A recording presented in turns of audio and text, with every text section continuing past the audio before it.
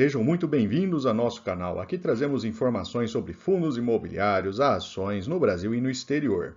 E no vídeo de hoje vamos falar do FIGS11, um fundo imobiliário de shoppings, que inclusive é da mesma administradora do GSFI11.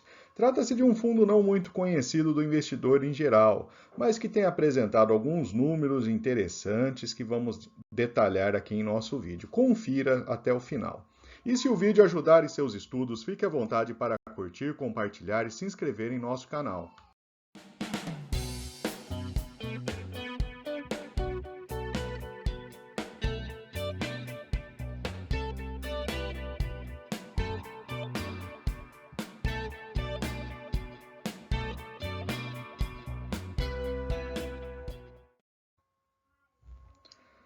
Vamos então para uma rápida visão do portfólio do fundo.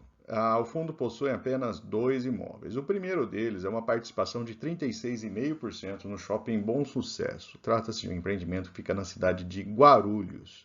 É um shopping inaugurado em 2006, operado também pela General Shopping Outlets do Brasil. E o segundo é uma participação também de 36,5% no Parque Shopping Maia, que também fica na cidade de Guarulhos. Portanto, temos uma concentração geográfica relevante. São 2 empreendimentos somente e os 2 localizados na mesma cidade. Antes de trazermos as informações detalhadas do fundo, vamos falar do setor de shoppings no Brasil de um modo geral. Nesse gráfico temos a variação do faturamento do setor em relação ao ano anterior. Em setembro de 2023 tivemos uma queda em real, uma queda real de menos 5,1%. Portanto, é um setor que está aí sofrendo uma certa desaceleração aí depois da retomada, especialmente no ano de 21 e 22, já que 2020 tivemos uma perda significativa para esse setor. Analisando então a vacância média, a gente tem em setembro aí fechando em 5,5%. Mas se a gente olhar um ano atrás, a gente tinha 5,1%. Portanto, tivemos um leve aumento na vacância do setor. O destaque aí de maior vacância vai para a região norte e nordeste do país, com 6,5%. E a menor vacância na região centro-oeste, com 4,6%. Essa foi uma visão rápida de como está se comportando o setor no Brasil como um todo. Vamos então agora para os dados do fundo especificamente. Em termos de venda, a gente observa ali que o gráfico de 2023 está ligeiramente melhor do que o ano de 2022, um aumento de 3,4% em valor real. Mas se a gente considerar aí a perda da inflação, estaria na casa aí de menos 1,5% aproximadamente. Outro dado positivo foi um aumento de 4,2% no fluxo de veículos no último mês. Se a gente comparar no ano, um aumento de 7,4%. A inadimplência líquida do portfólio, que são basicamente esses 2 shoppings, vem caindo. Eles estavam num patamar bastante alto em 2022, como a gente observa no gráfico azul claro, e em 2023 ela vem seguindo essa tendência de queda. E a vacância está num patamar estável aí, na casa de 10,7% em setembro de 23. Então, houve um pequeno aumento da vacância até ao longo dos últimos 12 meses, mas ainda assim está bem menor do que já foi aí em 2022. Um detalhamento aí do portfólio do fundo, então 95% do patrimônio do fundo está alocado nesses 2 imóveis e temos 5% alocados em renda fixa.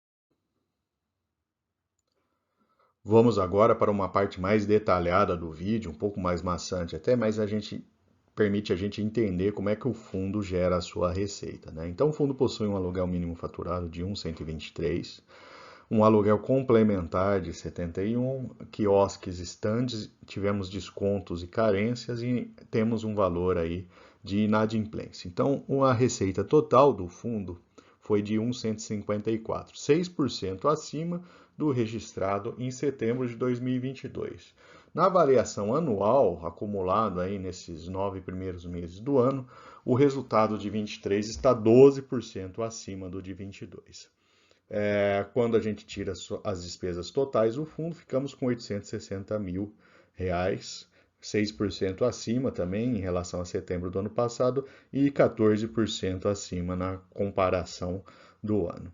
Então tivemos aí também um resultado de estacionamento, gastos com benfeitorias, né, e um fluxo de caixa total aí que cresceu 27%, principalmente aí porque 2022 foi um ano em que, especialmente em setembro, foram feitas grandes benfeitorias no shopping, né? Ele gastou um pouco mais, e aí registramos esse resultado mais alto aí.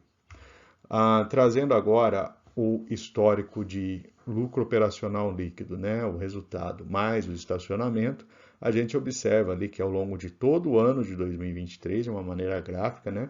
A gente tem aí a barra azul escuro ligeiramente maior do que foi registrado em 2022. Vale o destaque aí, o mês de janeiro desse ano foi muito melhor do que janeiro de 2022, né? E por isso ele carrega aí esse resultado no acumulado do ano. Trazendo agora um detalhamento aí de receitas e despesas, né? Então a gente tem ali um resultado de 1,100, né? 39 centavos por cota, né?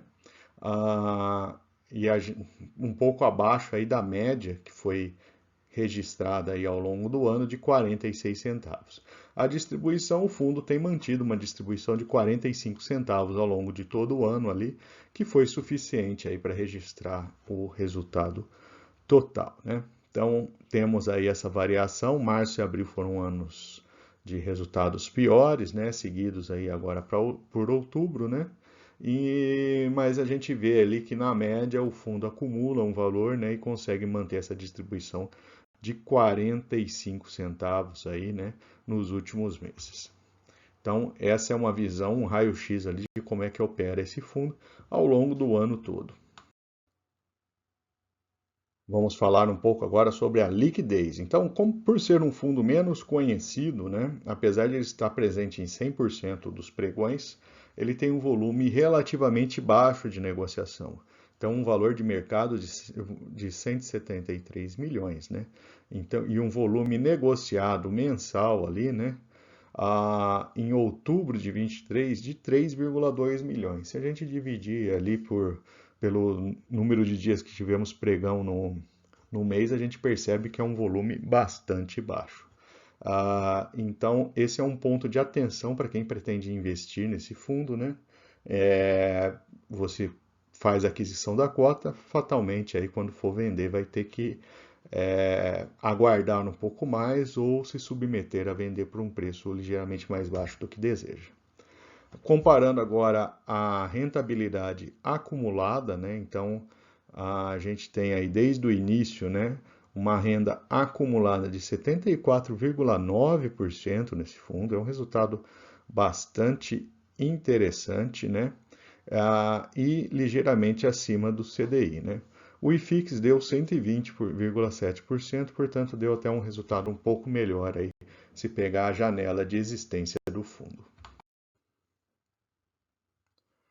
Vamos comparar agora o FIGS11 com outros fundos. Pegamos aí dois fundos de grande porte, o XPML11 e o HGBS, e uma lista ali de 3 fundos com patrimônios similares ao FIGS11. Então temos aí em termos de dividend yield, o FIGS11 fica com um bom resultado, segundo aí nessa lista, só perde para o VSHO, né? Aliás, se vocês quiserem um vídeo específico sobre VSHO, podem deixar nos comentários que a gente prepara para vocês. A relação preço-valor patrimonial está empatado com o VSHO, então tem um certo desconto em relação ao seu patrimônio. Um crescimento de 21% no dividend yield do FGS11 é um resultado que está na média ali, comparando com os outros fundos. É um fundo, como eu disse, de liquidez mais baixa, uma liquidez de 200 mil por dia, em média. A gente tem fundos ali, né? Mesmo o LASC11, né? Ele tem uma liquidez muito boa, apesar de ter um patrimônio mais baixo. Número de cotistas, o FIGS11 tem 15 mil cotistas, é um número razoável, considerando o porte do fundo, e um patrimônio aí próximo a 200 milhões de reais. A sua taxa de administração de 0,50 é um valor interessante aí comparado com outros fundos, né? acaba sendo o segundo menor, só perde por JRDM11, que é um fundo monoativo, né? Comparando o histórico de investimentos, então, em termos de valorização da cota, quem investiu há 1 ou 2 anos atrás teve um rendimento bastante interessante, que somado aí aos dividendos recebidos no período, conseguiu aí um ganho total de quase 28% quem investiu há 1 ano e 37,5% quem investiu há 2. Então foi um fundo que nos últimos 2 anos trouxe um resultado muito interessante para os seus cotistas. Neste gráfico a gente traz aí a evolução da cota do fundo, né, que teve uma certa valorização ali logo no início do ano de 2020, né, mas depois uma queda significativa, apresentou aí uma tendência de queda e tem tido uma recuperação de valor nos últimos tempos. Então, assim, é um fundo que para quem investiu aí com foco em longo prazo, aparentemente aí apresentou oportunidades aí de compra a valores bem mais baixos. Então, é um fundo que distribuiu em média 39 centavos nos últimos 24 meses, né? A liquidez, que é o ponto que pega, né? 160 mil reais por dia de liquidez, é uma liquidez bastante baixa, né? E são quase 15 mil cotistas aí que possuem cotas desse fundo. E, finalmente, vamos trazer os pontos positivos e negativos para investimento no FIGS11. Do lado positivo, ele tem melhora de indicadores operacionais do portfólio, vendas, número de veículos e queda na inadimplência são resultados interessantes. Tem um bom dividend yield comparado com outros fundos do setor, e ele tem um resultado interessante para quem investiu nos últimos 2 anos. Em compensação, do lado negativo, ele é um fundo que tem uma liquidez bastante baixa ainda, tem 2 ativos na mesma cidade, então, portanto, isso é uma concentração, 100% do seu portfólio se concentra na cidade de Guarulhos, e é um setor que ainda em recuperação, né? E o setor de shoppings como um todo tem apresentado queda nos últimos 12 meses em relação ao resultado do ano anterior. Então, sem dúvida, é um ponto de atenção aí para o investidor.